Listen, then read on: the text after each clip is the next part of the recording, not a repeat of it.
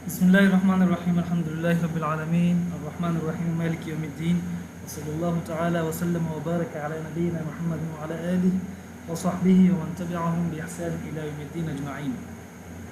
یہ ہمارا اس دورے کا علم مصطلح الحدیث کے دورے کا چھٹا درس ہے، اور ہم صحت حدیث کی شروط پر کلام کر رہے تھے۔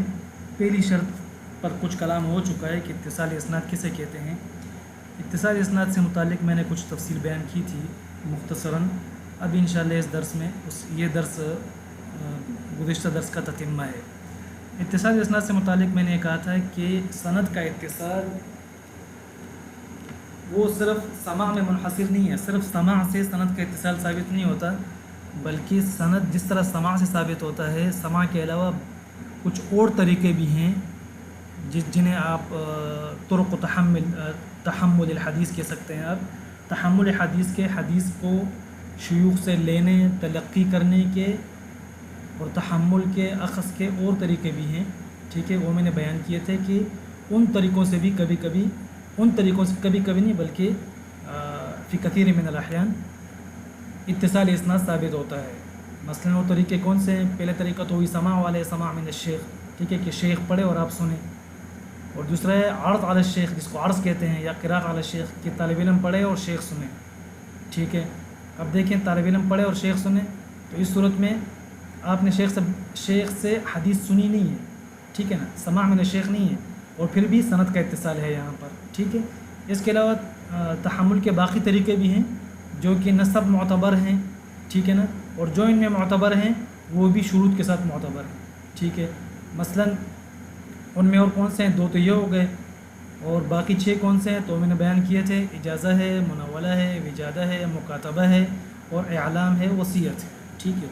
اس پہ میں نے تھوڑی سی گفتگو کی تھی، تفصیلی گفتگو انشاءاللہ کسی اور موقع پر کریں گے، تحمل کے 8 طریقوں پر، کہ ان میں سے کون سے طریقے معتبر ہیں اور کن شروط کے ساتھ معتبر ہیں، ٹھیک ہے۔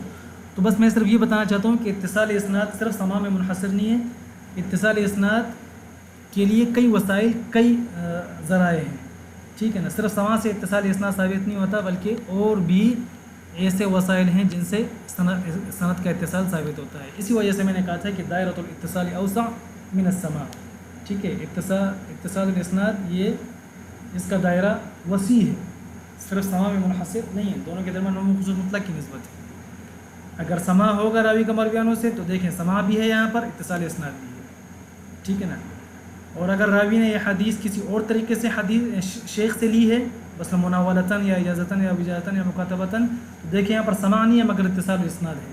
اتصال اسناد جو ہے نا یہ اوسع ہے اور یہ عام ہے سماع کے مقابلے میں۔ اچھا، اب اتصال اسناد کے کیا طریقے ہیں؟ اتصال اسناد کے کون سے وسائل ہیں؟ کن چیزوں سے سند کا اتصال ثابت ہوتا ہے، ٹھیک ہے نا۔ ان میں سے ایک تو سماع صحیح ہو گیا۔ سماع صحیح کیا ہے؟ انشاءاللہ تعالی میں ابھی اگلے درس آگے اس کی تفصیل کروں گا انشاءاللہ تعالی۔ سماع صحیح سے اگر راوی کا مروی عنوں سے سماع صحیح ہو تو اس سے بھی اتصال اسناد ثابت ہوتا ہے۔ کبھی سماع علی المجاز ہوتا ہے، ٹھیک ہے نا، سماع صحیح موجود نہیں ہوتا لیکن سماع علی المجاز موجود ہے، تو اس سے بھی سند کا اتصال ثابت ہوتا ہے۔ کبھی یہ ہے کہ راوی نے مروی عنوں سے یہ حدیث تو نہیں سنی، ٹھیک ہے، لیکن ہے کہ واسطہ معلوم ہے، ٹھیک ہے نا، واسطہ معلوم ہے اور واسطہ ثقہ ہے، تو اس کی بنیاد پر بھی آپ اتصال اسناد ثابت کر سکتے ہیں۔ لیکن یہ بہرحال کوئی قاعدہ کلیہ نہیں ہے، یہ زیادہ سے زیادہ ایک قرینہ ہے اتصال اسناد معلوم کرنے کے لیے، ناقد کبھی اس کو استعمال کرتے ہیں۔ اور چوتھا وسیلہ کیا ہے کہ یہ چوتھا جو ہے نا، یہ بھی وسیلے سے زیادہ جو ہے نا، یہ کیا ہے، یہ ایک گویا ایک طریقہ ہے اتصال اسناد معلوم کرنے کا۔ اتصال اسناد تصحیح ناقد سے ثابت نہیں ہوتا ہے، ٹھیک ہے نا۔ ناقد کے تصحیح کرنے سے یہ معلوم ہو جاتا ہے کہ یہ سند متصل ہے، ٹھیک ہے۔ تو اس کو وسیلے کی بجائے آپ یعنی اس کو وسیلہ کہنا زیادہ بہتر ہے کہ ایک ذریعہ ہے اتصال اسناد معلوم کرنے کا، ٹھیک ہے، مگر اس سے اتصال اسناد ثابت نہیں ہوتا۔ ایک ہے سند کا متصل ہونا، ایک یہ ہے کہ کسی ذریعے سے آپ کو معلوم ہو جائے کہ یہ سند متصل ہے، تو یہ ایک ذریعہ ہے زیادہ سے زیادہ کہ ناقد کسی حدیث کی تصحیح کر لے اور اس حدیث کا صرف یہ ایک سند ہوگی، ایک طریق ہو جس میں یہ راوی مرویانوں سے روایت کر رہا ہے، اور ہمیں نہیں پتہ ہے کہ اس نے اس سے حدیث سنی یا نہیں سنی، لیکن ایک ناقد نے اگر اس ایک طریق سے وارد ہونے والی یہ اس حدیث کی تصحیح کر لی تو گویا یہ اس بات کا قرینہ ہوگا یا دلیل ہوگی کہ یہ سند اس راوی اور مرویانوں کے درمیان سند متصل ہے۔ کیوں؟ اس لیے کہ ناقد کے پاس کافی وسائل ہیں، ہم سے زیادہ وسائل ہیں اتصال اسناد معلوم کرنے کے، ٹھیک ہے نا۔ جب ناقد نے اس حدیث کی تصحیح کر لی تو پتہ چلا کہ تصحیح کرنے کا مطلب یہ ہے کہ اس میں صحت کی 5 شرطیں موجود ہیں، اور 5 شرطوں میں سے پہلی شرط کیا ہے؟ اتصال الاسناد، گویا سند بھی متصل ہے۔ اگر سند متصل نہ ہوتی تو ناقد کیسے اس کی تصحیح کرتا؟ تو ناقد کا تصحیح کرنا یہ بھی ایک قرینہ ہے زیادہ سے زیادہ، ٹھیک ہے نا،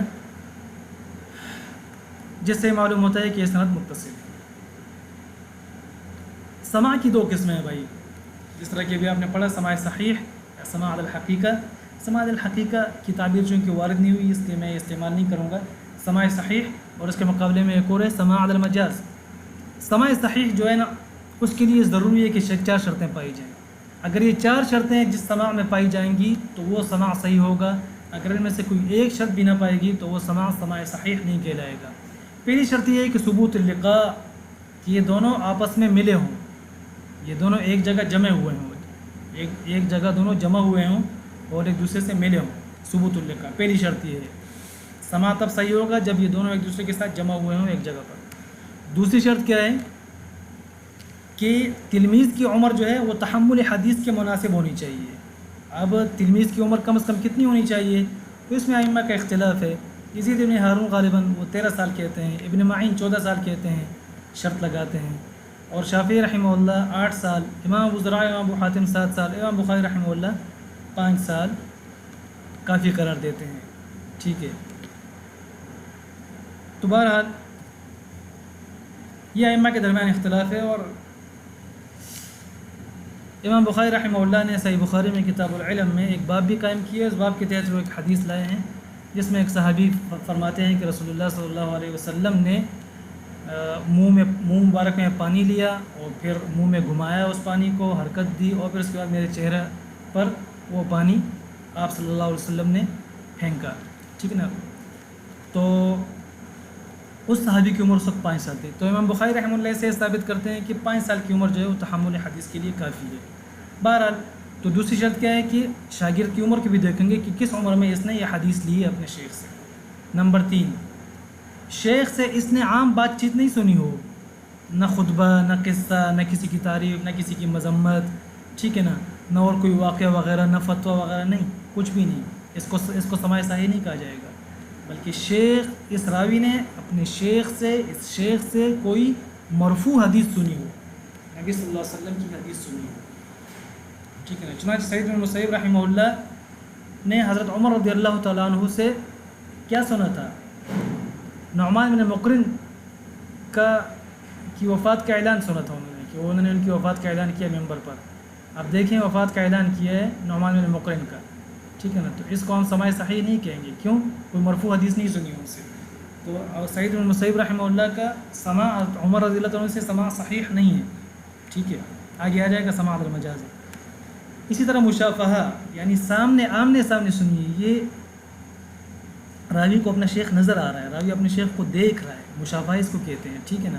اب اگر کسی شخص نے اپنے شیخ سے اوپر تینوں شرطیں پائی جا رہی ہیں اس میں، ٹھیک ہے نا، عمر بھی اس کی مناسب ہے اور اس مجلس میں موجود بھی ہے یہ، اور شیخ سے مرفوع حدیث سنی ہے لیکن آمنے سامنے نہیں سنی، بلا مشافہہ سنی ہے، ٹھیک ہے نا، تو یا مثلا پردے کے پیچھے سنی ہے، صحیح ہے، یا اسی طرح مثلا خط و کتابت کے ذریعے ان تک حدیث پہنچی، دیکھیں مشافہہ نہیں ہے، بلکہ یہاں تو ہو سکتا ہے ثبوت اللقاء ہو، تینوں شرطیں موجود ہوں، لیکن یہ ہے کہ مشافہہ کی شرط نہ ہو، ٹھیک ہے، وجادہ ہو یا اجازہ، ان صورتوں میں یہ مشافہہ نہیں ہے، یا پردے کے پیچھے سنی ہو مثلا۔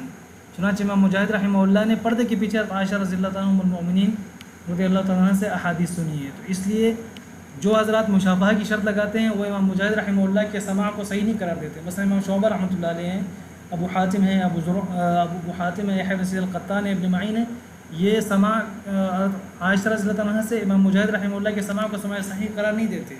تو خیر یہ मुशाबा की शर्त में गोया इख्तिलाफ है, ठीक है ना। तो ये 4 शर्तें जो हैं समाए सही के लिए समाए सही के वजूद के लिए ज़रूरी है।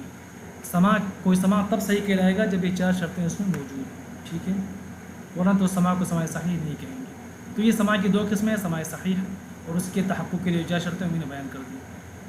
एक है समा अल मजाज़, कि समाए सहीह ना हो लेकिन फिर भी आइम्मा ने उसको समा करार दिया है। क्या मतलब, यानी उसको मुत्तसिल इस्नाद करार दिया है इस रावी और उस मरवियानों के दरमियान। रावी मरवियानों के दरमियान समाए सही नहीं है, लेकिन फिर भी आइम्मा ने क्या कहा है कि इस रावी और मरवियानों के दरमियान सनद मुत्तसिल है। इसको समा अल मजाज़ कहते हैं। इसकी कई सूरतें हैं, कोई एक सूरत भी अगर हुई तो उसको हम क्या कहेंगे, समा अल मजाज़, और वो सनद उन 2 रावियों के दरमियान मुत्तसिल होगी। मसलन ये है, जैसे कि मैंने पहले बयान किया कि इस रावी ने मरवियानों से बराह रास्त हदीस सुनी नहीं है, लेकिन तहम्मुल के जो मोतबर तरीक़े हैं उन मोतबर तरीक़ों में से किसी एक तरीके से हदीस उससे ली है, ठीक है ना। तो इसे हम समा अल मजाज़ कहेंगे। मसलन इजाज़तन, मुकतबतन, मुनावलतन, इजाज़तन वगैरह इसने ये हदीस उससे ली है, ठीक है।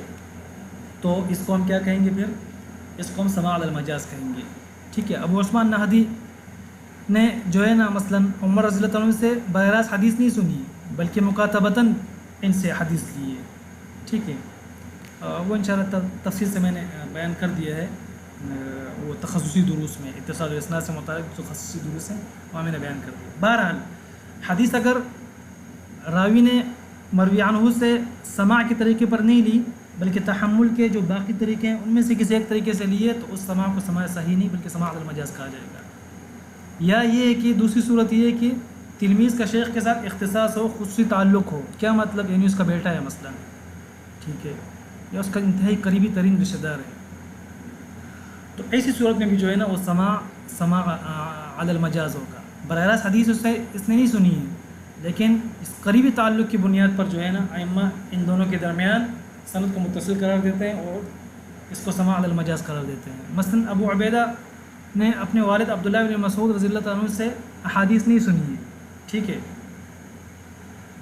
और न ही जो है ना इनके यानी समाए सही नहीं है। बहरहाल इस पर अहले इल्म का इत्तिफाक़ है, लेकिन उसके बावजूद क्योंकि इनकी जब इनका इंतकाल हुआ था तो उस वक्त इनकी उम्र 7 साल थी, 7 साल थी, लेकिन समा साबित नहीं हुई बहरहाल। अच्छा, लेकिन फिर भी इसके बावजूद अहले इल्म ने कुछ कराइन की बुनियाद पर इनकी हदीस को कबूल किया अपने वालिद से, और इन दोनों के दरमियान सनद को मुत्तसिल करार दिया, जिसको समा अल मजाज़ कहते हैं, ठीक है। चनाचे इब्न मदीनी कहते हैं वो मुनक़ति', लेकिन वो हदीथुन तब्तुन, हदीस सही है। बहरहाल किस तरह, वजह क्या है उसकी, ये मैं तफसील से बयान कर चुका हूँ, सिर्फ मुख्तसरन बताता हूँ। वजह ये है कि अबू उबैदा रहमहुल्लाह ने अब्दुल्लाह इब्न मसूद रज़ियल्लाहु अन्हु की अहादीस अपने घर वालों से सुनी है, ठीक है ना, मसलन वालदा से, बहन से, या दीगर जो घर में रहने वाले रिश्तेदार हैं उनसे सुनी है, ठीक है, और ये सब वास्ते सिक़ात हैं, ठीक है ना। और फिर आइम्मा ने अबू उबैदा की अहादीस का मुकाराना किया है अब्दुल्लाह इब्न मसूद रज़ियल्लाहु अन्हु की दीगर शागिर्दों की अहादीस के साथ। जब देखा तो कोई हदीस भी ऐसी नहीं थी जो उनके मुखालिफ थी, तो इस वजह से भी आइम्मा ने जो है ना हुक्म लगाया कि अबू उबैदा की अब्दुल्लाह इब्न मसूद रज़ियल्लाहु अन्हु से जो अहादीस हैं वो सही हैं और वो मुस्तनद अल मजाज़ के कबील से हैं।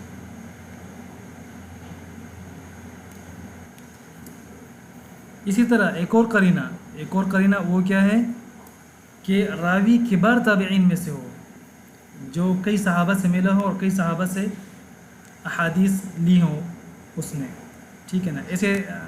ऐसे रावी या ताबिई के बारे में आइम्मा यूँ कहते हैं कबीरुन, कदीमुन वगैरह के अल्फाज इस्तेमाल करते हैं, जिससे पता चलता है कि ये किबार ताबिईन में से हैं। चुनांचे देखें कैसे इब्न अबी हाज़िम में काफ़ी सहाबा से वो मिले हैं, उनका समा साबित है, लेकिन बाद सहाबा से वो नहीं मिले और बाद सहाबा से उनका समा साबित नहीं है, लेकिन उसके बावजूद आइम्मा ने उन बाद सहाबा से इनकी अहादीस को कबूल किया है।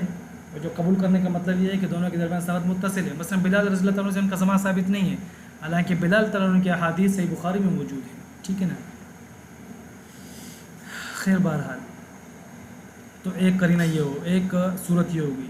चौथी सूरत ये है कि शेख और तिलमीज़ के दरमियान, ठीक है, तिलमीज़ ने यह हदीस या रावी ने यह हदीस जो है वो शेख से नहीं सुनी, ठीक है, या रावी का शेख से समा साबित नहीं है, लेकिन ये है कि रावी ने जिस वास्ते से वो हदीस सुनी है, ठीक है, वो वास्ता मालूम है, तो ऐसी सूरत में भी, और वास्ता सिक़ा हो, ऐसी सूरत में भी जो है ना अइम्मा इस तरह की मुनक़ते अहादीस को قبول کرتے ہیں اور ان کو مسند علی المجاز یعنی مجازن متصل قرار دیتے ہیں۔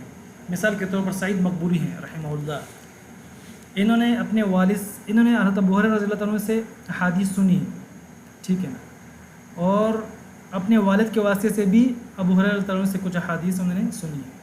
گویا انہوں نے براہ راست بھی ابو ہریرہ رضی اللہ عنہ سے احادیث سنی ہے، اور جو احادیث نہ سن سکے وہ انہوں نے اپنے والد کے واسطے سے سنی ہے ابو ہریرہ رضی اللہ عنہ سے۔ اور کبھی کبھی ایسا ہوتا ہے کہ راویوں کے درمیان اختلاف ہوتا ہے، ٹھیک ہے نا، کہ سعید مقبوری نے مثلا ایک حدیث میں سعید مقبوری اور ابو ہریرہ رضی اللہ عنہ کے درمیان کوئی واسطہ ذکر کرتا ہے ابو سعید مقبوری کا، اور کوئی نہیں ذکر کرتا، یعنی ان کے والد کا واسطہ کوئی ذکر کرتا ہے، کوئی نہیں ذکر کرتا، اور آخر میں پھر ائمہ حکم لگاتے ہیں کہ واسطہ ذکر کرنا صحیح نہیں ہے، سعید مقبوری نے یہ حدیث براہ راست ابو ہریرہ رضی اللہ عنہ سے سعید مقبوری یہ حدیث ابو ہریرہ رضی اللہ عنہ سے نقل کرتے ہیں، لیکن یہ حدیث انہوں نے ان سے براہ راست سنی نہیں ہے، ٹھیک ہے نا، مرسل ہے، ان سے منقطع ہے، لیکن اس کے باوجود بھی ائمہ کہتے ہیں اگرچہ انہوں نے یہ حدیث براہ راست ابو ہریرہ رضی اللہ عنہ سے نہیں سنی، ٹھیک ہے، یعنی راویوں کے درمیان اختلاف ہے، کوئی کہتا ہے کوئی واسطہ ذکر کرتا ہے، کوئی واسطہ ذکر نہیں کرتا، ٹھیک ہے نا۔ اور راجح کیا ہوتا ہے؟ راجح یہ ہوتا ہے کہ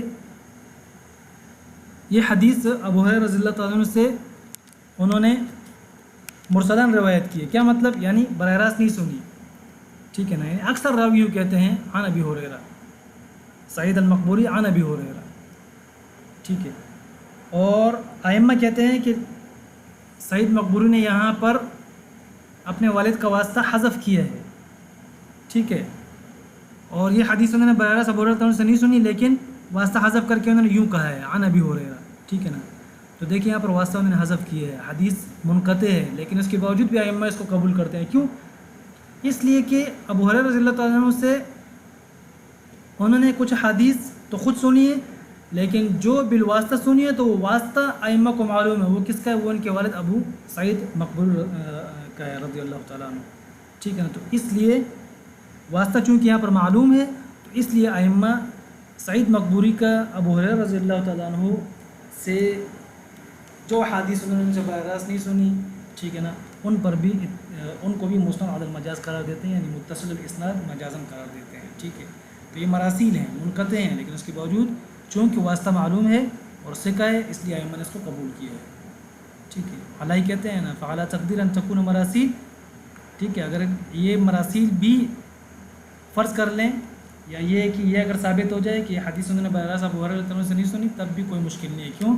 اس لیے کہ واسطہ معلوم ہے، واسطہ کون ہے؟ ان کے والد ہیں اور وہ ثقہ محتج بھی ہے۔